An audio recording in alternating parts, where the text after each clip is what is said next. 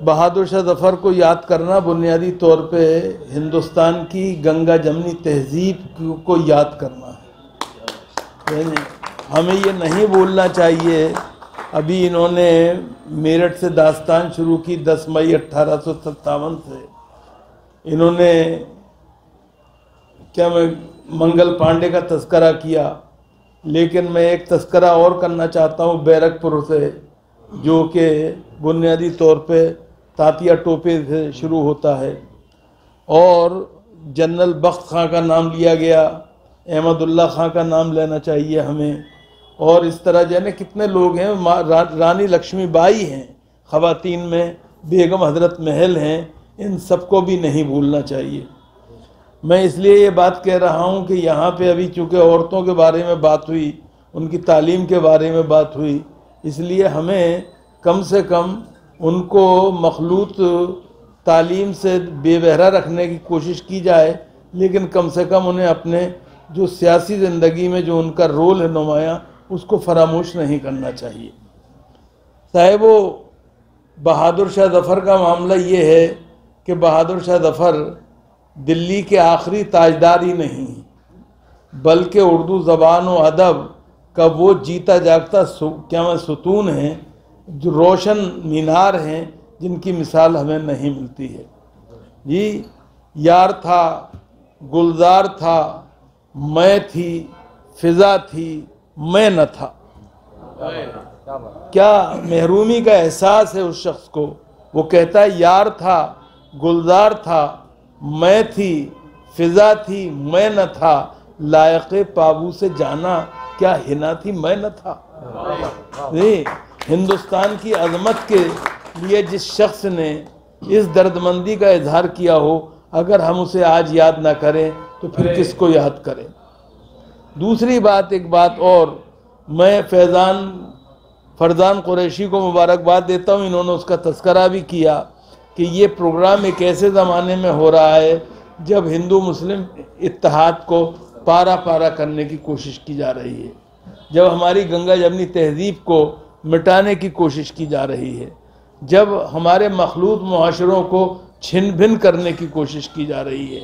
लेकिन बहादुर शाह जफ़र की क़यादत में हमारी कौम ने एक मुत्तहिद होकर, मुत्तफ़िक़ होकर एक ऐसा मार्का अंग्रेज़ों से लिया जिसकी मिसाल हमें नहीं मिल सकती है और हमें मिलती भी नहीं है।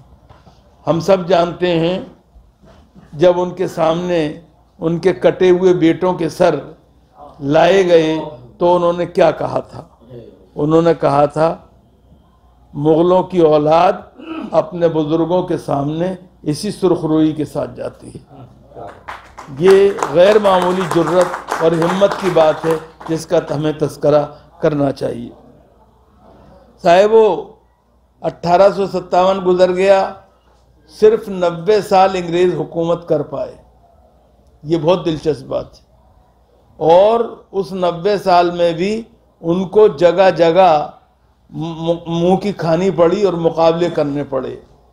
पहले उन्होंने हमारे उलमाए कराम, बुजुर्गान दीन जो थे, उन्होंने उनसे मुकाबला किया और उन कुर्बानियाँ दी, जिसे कहते हैं कि इतनी लाशें दिल्ली ने क्या आसमान ने कभी नहीं देखी थी जितनी कि 1857 में अंग्रेज़ों के जुल्म और बरबरियत और बहीमियत के नतीजे में देखने को मिली। लेकिन हम सबको इससे परेशान नहीं होना चाहिए। मैं आजकल, माफ़ कीजिएगा, यहाँ पे अभी बातें हो रही थी, मैं सुन रहा था। मैं एक बात आपसे अर्ज़ करूँ, ये दौर जो है ये कोई नई चीज़ नहीं है। जिस कौम ने 1857 देखा हो, 1947 देखा हो, उसके लिए 1914 से और 2014 से लेके और 2024 जो है उसकी कोई अहमियत नहीं है। मैं इसलिए आपसे कहना चाहता हूँ कि आपको हिम्मत से, जुर्रत से काम लेना चाहिए और जिस कौम के पास ला तक़नतू का पैगाम बरहक हो, उसको हमेशा जिंदा व कायम रहना चाहिए और परेशान बिल्कुल नहीं होना चाहिए। साहिबो, यहाँ पे बात तालीम की भी आई, यहाँ पर बात सेहत की भी आई, यहाँ पर बात मुआशियात की भी आई। मैं सियासत पे बात नहीं करना चाहता। वजह यह है कि इस पार्लियामेंट और असम्बली में अगर उम्मीदवार कम पहुँचते हैं तो उसमें पार्टियाँ कसूरवार नहीं। मैं बिल्कुल आपसे साफ अर्ज करता हूँ, हम पार्टियाँ जब एक मुसलमान को टिकट देती हैं तो हम माशाअल्लाह 4-4, 5-5 उम्मीदवार मुसलमान और खड़े कर देते हैं और वोटों का बंटवारा जो है वो दूसरों की तरक्की और कामयाबी का जामिन बनता है। हमें इस बात को नहीं भूलना चाहिए। इसलिए मैं इस सिलसिले में आपसे कुछ नहीं कहना चाहता और खूगर मदह को वैसे भी शिकवे की क्या में का मौका नहीं मिलना चाहिए। लेकिन जहाँ तक सवाल तालीम का है, तिजारत का है और सेहत का है, इसके बारे में मैं चंद मुख्तसर बातें अर्ज़ करूँगा। पहली बात तो ये कि नबी करीम अलैहिस्सलातु वस्सलाम जब गारे हिरा से सूए कौम आए थे तो अपने साथ नमाज का हुक्म, ज़कात का हुक्म, रोज़े का हुक्म और हज का हुक्म लेके नहीं आए थे, इक़रा का मूल मंत्र लेके आए थे जी। तो सवाल ये, और एक ये सब एक ऐसे वक्त में लाए थे जब दुनिया में तालीम पर कुछ लोगों की इजारादारी थी और सबको इल्म हासिल करना तो बड़ी बात थी, इल्म व दानिश के अल्फाज सुनने की इजाज़त भी नहीं थी और अगर गलती से सुन लें तो उनके कानों में शीशा पिघला दिया जाता था। एक ऐसे वक्त में नबी उम्मी अलैहिस्सलातु वस्सलाम ने जो रहमतुल लिल आलमीन हैं, हम सबसे कहा इल्म हासिल करना फ़र्ज़ है, हर मुसलमान मर्द पर, हर मुसलमान औरत पर फ़र्ज़ कहा। माफ़ कीजिएगा, इसको बहुत गौर से बात है, न सुन्नत कहा, न मुस्तहब कहा, न नफिल कहा, फ़र्ज़ कहा।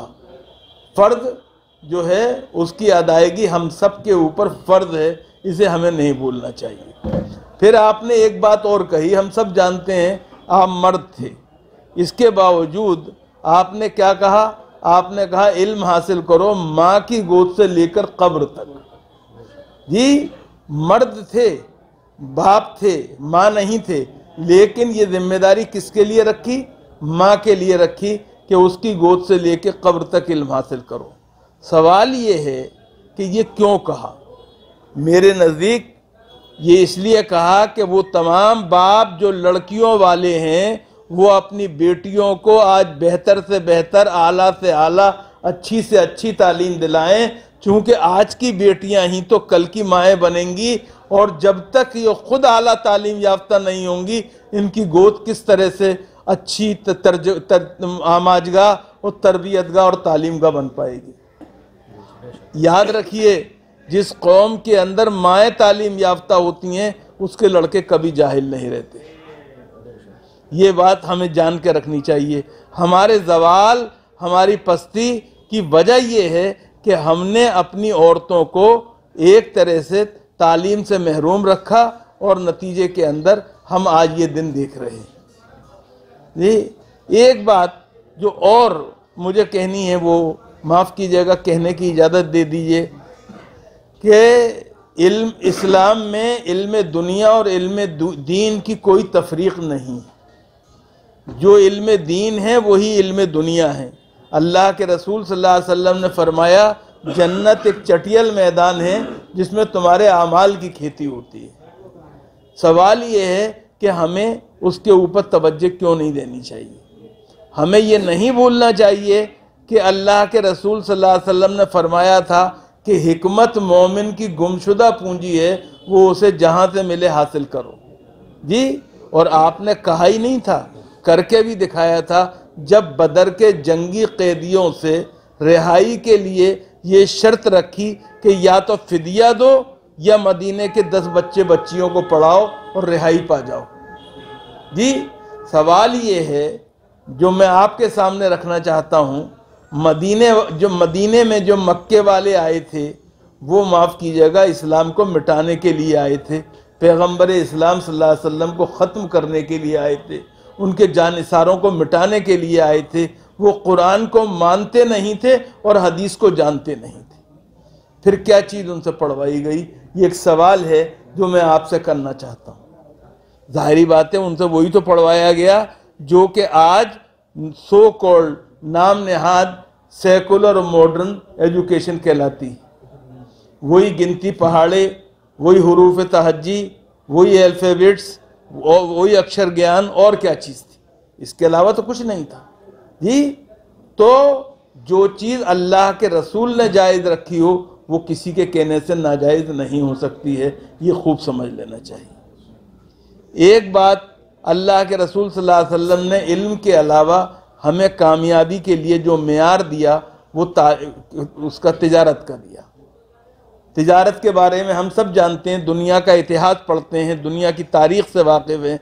दुनिया में जो गलबा हुआ है कौमों का, कॉलोनियल रूल आए हैं, वो बुनियादी तौर पे किस लिए आए हैं? तिजारत के ज़रिए आए।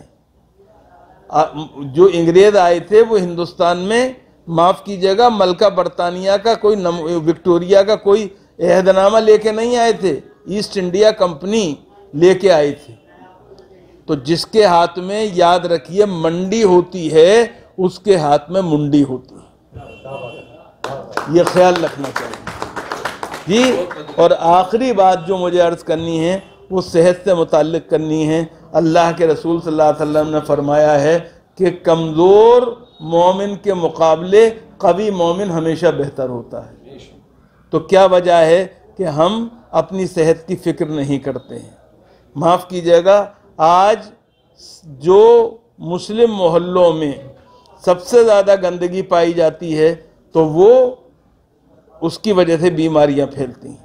हमें उस चीज़ का एहतियात करनी चाहिए, उसका करना चाहिए। और एक बात जो है वो ये कि याद रखिए, हम जिस मज़हब को मानने वाले हैं उस मज़हब में इंसानों का हक़ तो है ही, जानवरों का हक़ तो है ही, साथ में सड़क का हक़ भी है। लेकिन हम सड़क का हक़ भी अदा करने को तैयार नहीं हैं और उसके नतीजे में परेशान हो रहे हैं। इन तमाम चीज़ों को हमें गौर करना चाहिए।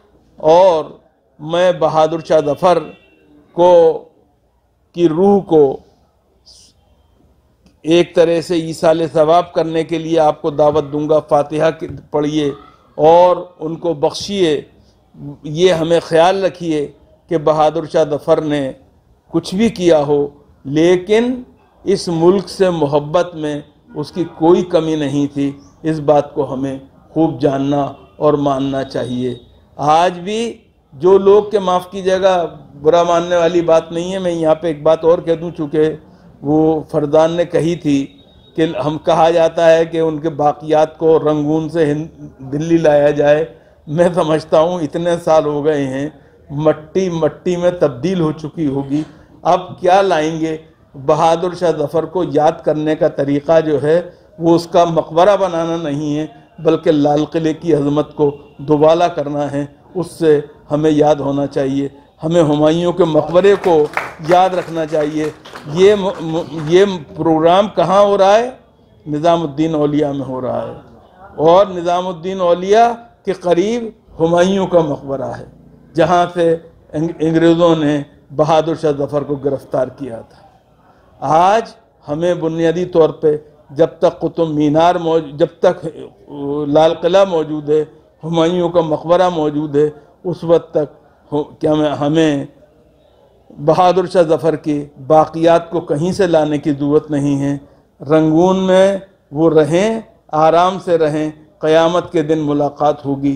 क्यों कि हम रोज़ जब मिट्टी देने जाते हैं किसी को तो यही कहते हैं, हम इसी मिट्टी से आए हैं, इसी मिट्टी में जाएंगे और इसी मिट्टी से उठाए जाएंगे। इंशाअल्लाह क़यामत के दिन हमारी मुलाकात बहादुर शाह ज़फ़र से होगी। और हम अगर लाल किले की अज़मत को दोबाला रखेंगे, तो हुमायूं के मकबरे की ताज़ीम करते रहेंगे, उनके हवाले से जिनको हम आज याद कर रहे हैं, यानी बहादुर शाह ज़फ़र, तो हमें उनके सामने कोई शर्मिंदगी नहीं होगी। बहुत शुक्रिया।